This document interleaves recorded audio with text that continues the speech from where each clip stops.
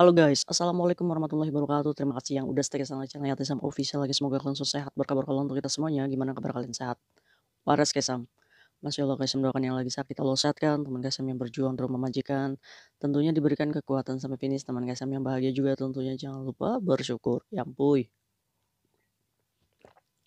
Kesam kebangun ini jam setengah 4. Setengah 4 pagi. Sambil menunggu subuh ya. Banyak teman-teman Kaisam yang penasaran. Ada salah satu teman kita pekerja migran Indonesia yang sedang berbaring di rumah sakit Taiwan, Tunggu Yiyun. Buat kalian yang punya waktu silahkan jenguk Mbaknya, tidak usah membawa makanan apapun karena Mbaknya tidak bisa makan. Itu dikarenakan setengah lidahnya ini dipotong ya cuy ya. Loh, Kaisam kenapa? Mengerikan sekali dipotong, ya kan? Ini teridentifikasi kanker lidah ya cuy. Ya kita doakan bersama untuk kesembuhan Mbaknya, bahkan sedikit bercerita dengan kayak Hatisam begitu haru ya cerita hidupnya. Perjuangan teman kita merantau ke Hong Kong ya. Ini salah satunya diuji dengan sakit, tapi beliau tetap tabah menjalani ikhlas. Ujian manusia beda-beda. Ujian manusia itu kita kekurangan uang karena berhutang. Kita diuji dengan orang tua yang sakit, anak-anak yang nakal. Ujian manusia itu beda-beda cuy. Namanya juga kita manusia, tempatnya diuji. Tergantung bagaimana kalian sabar menjalaninya. Kan bukannya Allah itu sudah berfirman dalam Al-Baqarah 155 ya, di mana kamu akan diuji sedikit ketakutan, kelaparan, kekurangan buah-buahan, ya kan? Tapi sampaikan kepada mereka yang bersabar. Jadi kata Allah ya kudu sabar ya. Apapun ujiannya ya dihadapinya sabar. Sampai kapan guys? Yuk kata Allah itu sabar nggak ada batasnya. Tapi kita manusia ya punya kekurangan ya cuy ya. Ayo kita bahas gimana ceritanya Mbaknya sampai haru ini. Mungkin untuk menjadikan kita lebih bersyukur. Alhamdulillah ya Allah. Alhamdulillah ya Kasam ya. Ujian saya cuma ditagih bank mingguan. Aduh ada aja matua kaplak nih. Ayo ya boy. Suara Kaisam tidak menggelora karena ini masih pagi. Ya Kaisam masih tidur. Ayo bahas yuk. Ini awal mulanya kenapa Kaisam bisa tahu Mbaknya. Dimana sekitar 2 bulan yang lalu. Mbaknya ini menjalani operasi pertama pemotongan lidahnya.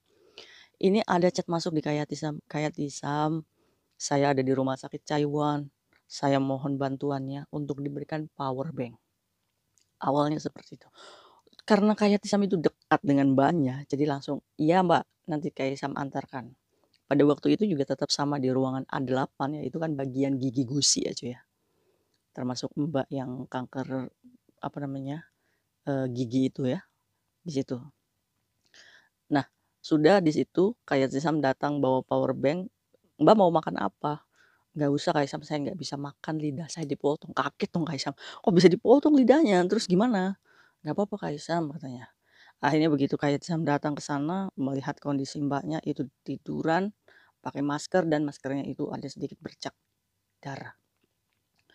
Ngomong pun nggak bisa waktu itu karena dia masih menetes ya, masih banget itu dioperasi. Terus di sini ada kantong untuk perputaran pembuangan darah ya. Terus Kaisam datang ke sana, beliau lagi tidur, terus Kaisam tepuk-tepuk itu tangannya, terus Kaisam, "Gimana? Sehat? Ini power bank-nya." Terus akhirnya nggak tahu power bank Kaisam tuh ada 2 itu ya. Jelek yang nggak tahu ya mana yang berfungsi, cuma Kaisam bawakan semua aja, semoga bermanfaat sih pada waktu itu ya. Terus gimana, Kaisam sadar Mbaknya ini tidak bisa berbicara dan Kaisam tahu kalau dia sedang menahan sakit ya. Terus ya udah Kaisam berdoa di situ, ya udah habis itu ya udah Kaisam pamit ya. Nanti Kaisam kesini lagi kalau ada waktu.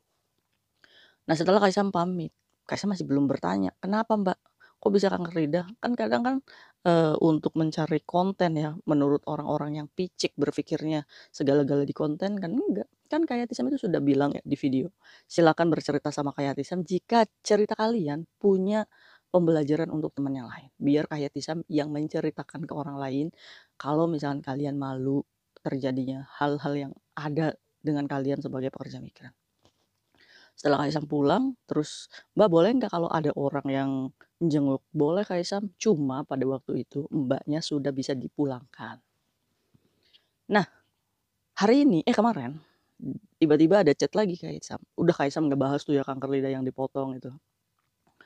"Kak saya mau operasi yang kedua, doain ya lancar." "Iya Kak, semoga lancar ya." Nah, saat dia masuk operasi, terus dia keesokan harinya dia chat, "Alhamdulillah atas doa teman-teman Kak Hisam, eee, operasinya lancar." Karena kan Kak Hisam itu kadang kalau ada teman kita yang sakit, suka di-share ya di WhatsApp untuk sama-sama kita mendoakan. Ya karena apa sih cuy, yang bisa kita lakukan sebagai seorang muslim selainnya mendoakan? Iya kan? Mungkin saja di antara doa-doa teman kita ada doa yang dirindukan sama Allah, yaitu yang kita harapkan ya. Jadi akhirnya Kaisang kepo, "Mbak boleh nggak sih Kaisang dengerin ceritanya kenapa bisa terjadi seperti ini?" Supaya teman-teman kita yang mungkin, apa namanya, punya kendala yang sama untuk nggak takut berobat mumpung di Hong Kong, ya kan. Cuma Mbaknya ini antik ya cuy ya, unik.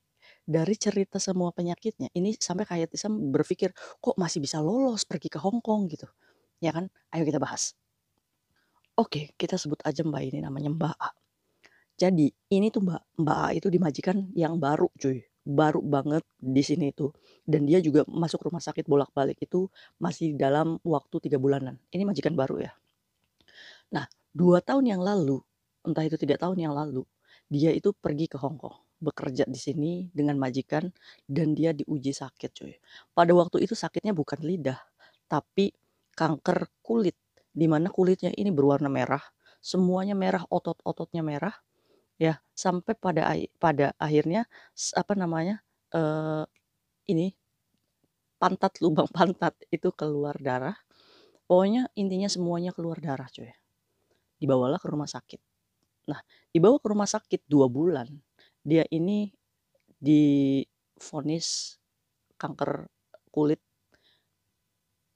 ya divonis kanker kulit kulit. Pada waktu itu Kaisam saya dibawa ke rumah sakit Chaiwan 2 bulan, setelah itu saya dipindah ke Causeway Bay 1,5 bulan, dan pada akhirnya dokter memprediksi 7 bulan lagi masa hidup saya. 7 bulan cuy, kalau kalian ada di posisi ini gimana?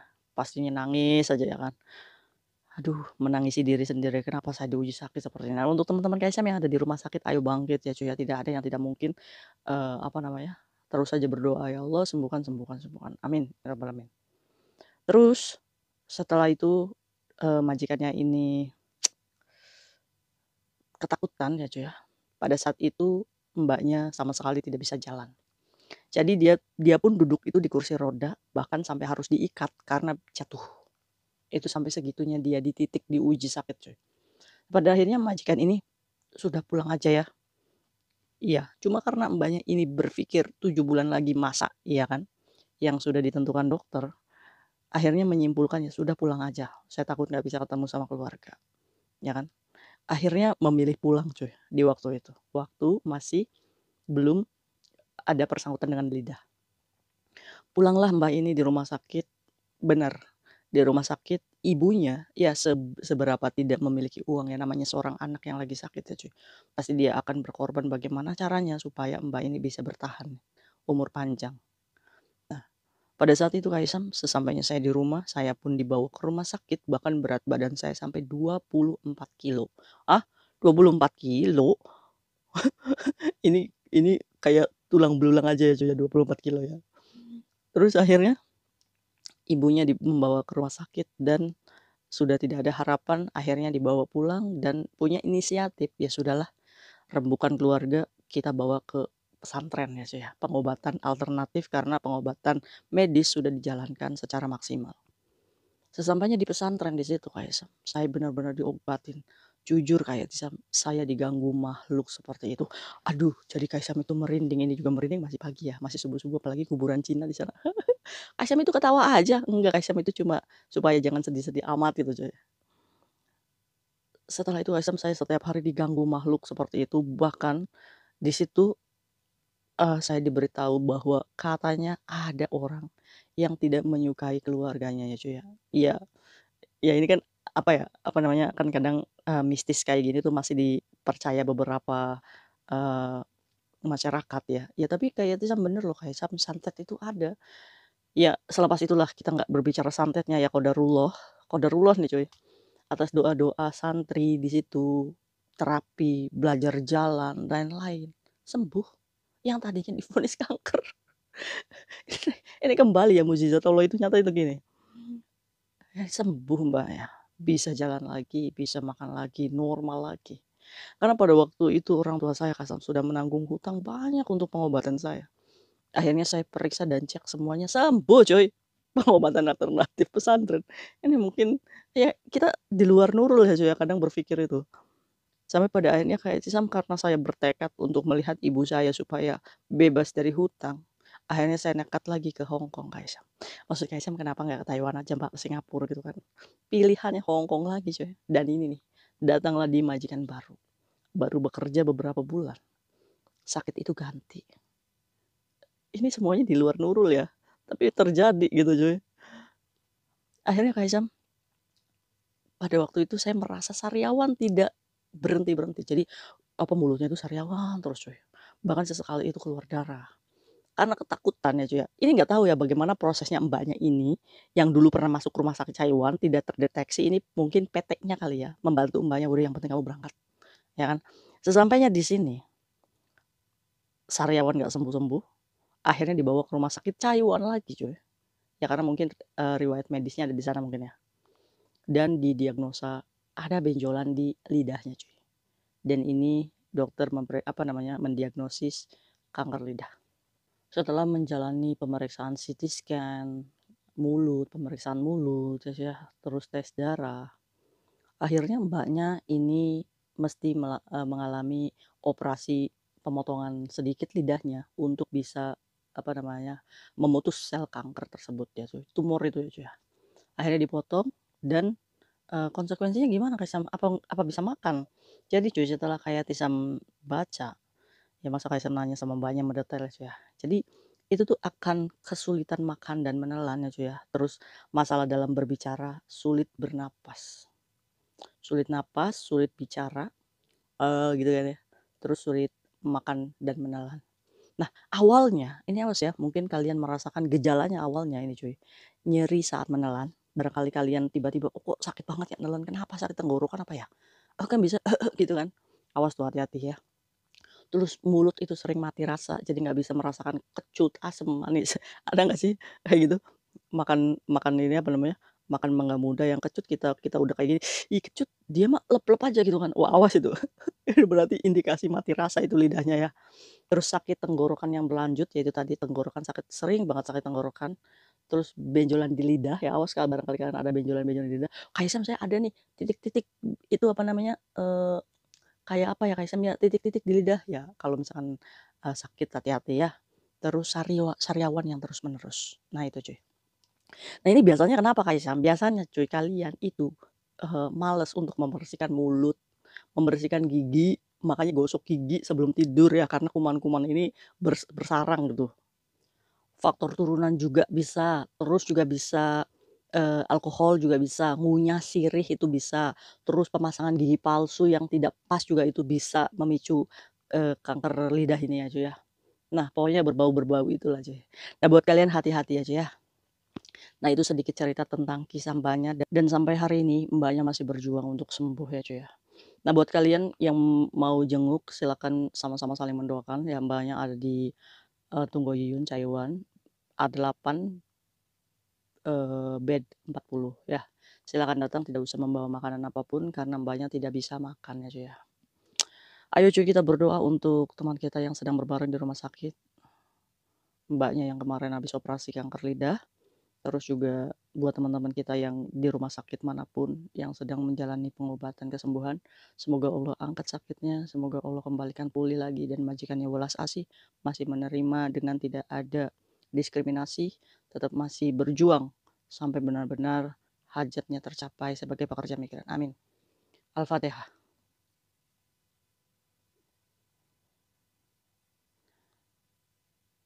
Amin ya robbal alamin. Terima kasih buat kalian atas doanya, salibnya. Silakan ambil hikmah pembelajarannya dan jadikan motivasi buat kalian untuk semangat buat kalian yang masih sehat.